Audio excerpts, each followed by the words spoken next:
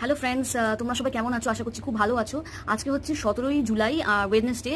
আর আমি এখন অফিস থেকে বাড়ি চলে এসেছি। এখন বাজে রাত 10:30। তো এত রাতে ব্লগ বানানোর একটাই কারণ, আমার একটা ফিলিংস শেয়ার করার আছে। এটা কি শুধু আমার একারই হয় নাকি তোমাদেরও হয়? বেসিক্যালি আমার তো থার্সডে উইক অফ থাকে, মানে আজকে হচ্ছে উইক অফের আগের দিন, আজকে ওয়েডনেসডে। আমার স্যাটারডে সানডে উইক অফ থাকে না, যেহেতু সার্ভিস ইন্ডাস্ট্রি আমার একদিনই থাকে, সেটা থার্সডে।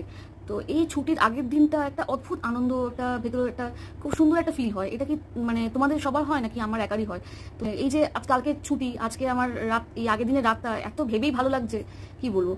তো আজকে একটা জিনিস প্ল্যান করেছি। জি5-এ নতুন একটা হরর মুভি এসছে। আমার হরর মুভি খুব ভালো লাগে। মুভিটার নাম হচ্ছে কাকুদা।